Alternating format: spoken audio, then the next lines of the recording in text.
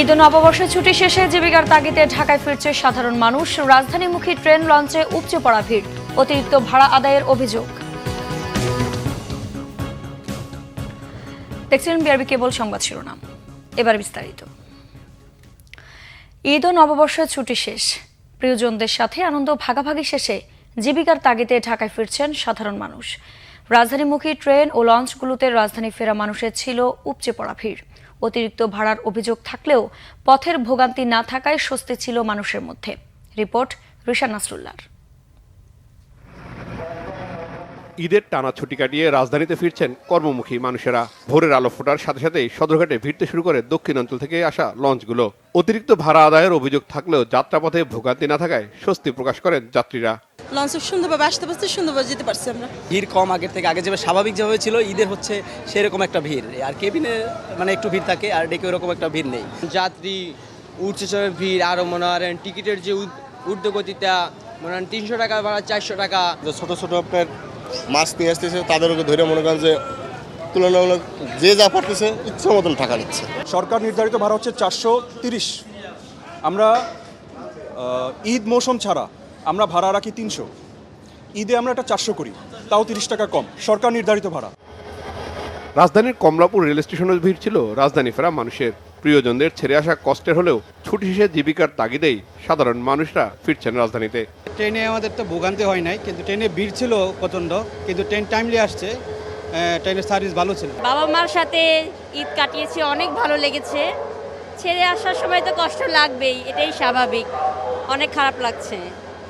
এখন ঢাকায় তো ফিরতেই হবে, যেহেতু চাকরি বাকরি করি। বাড়িতে সবাই পরিচিত মুখ, দেন ঢাকায় আসলে তো আর তাদের পাওয়া যায় না, তো সবাইকে ছেড়ে আসতে খুবই কষ্ট লাগে। অনেক ভালো কাটছে, বাট প্রিয়জনদের ছেড়ে আসতে তো একটু খারাপ লাগবে।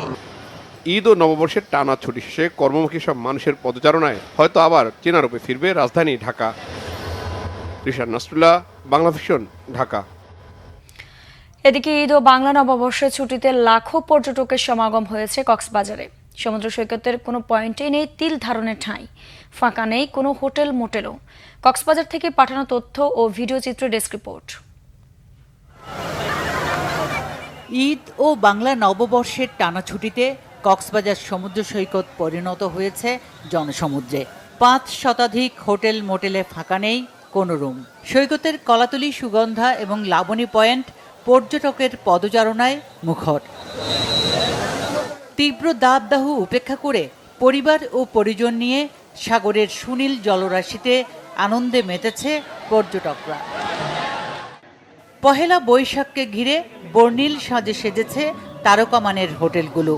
নানান অনুষ্ঠান ও মুখরোচক খাবারের আয়োজন করেছে হোটেল কর্তৃপক্ষ। গত 3-4 বছর রমজান উপলক্ষে পয়লা বৈশাখ কোনো আয়োজন ছিল না।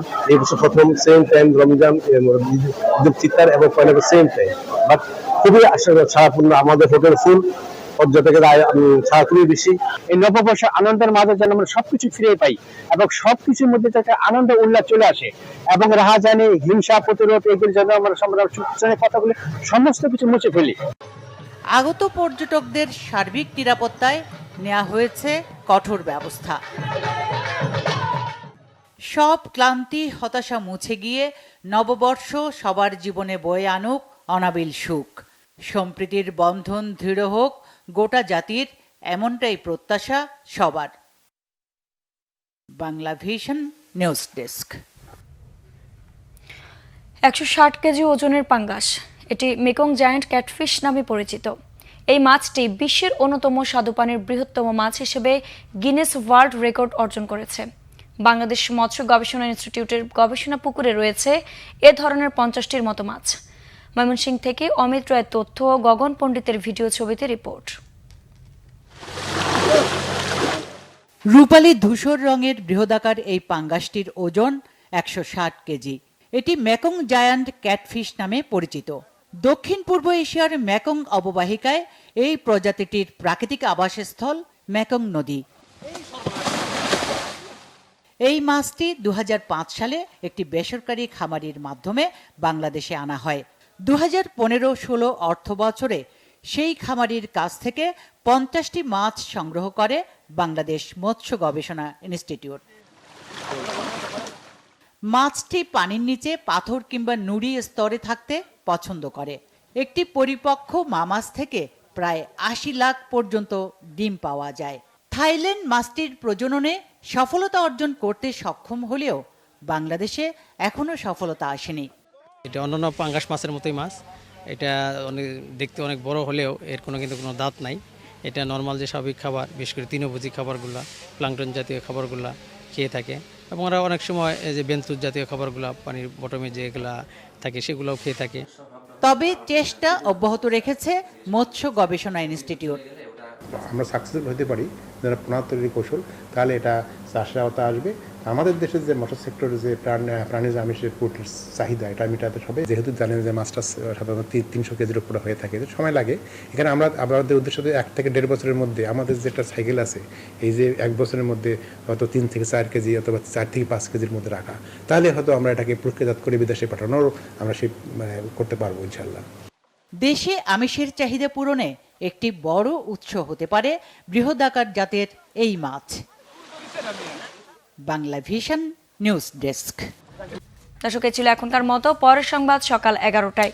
এছাড়া বাংলা ভিশন সংবাদ ও সংবাদ সংশ্লিষ্ট অনুষ্ঠান দেখতে ভিজিট করুন www.bbnews24.com ও facebook.com/banglavisionnews এবং সাবস্ক্রাইব করুন youtube.com/banglavisionnews। ধন্যবাদ।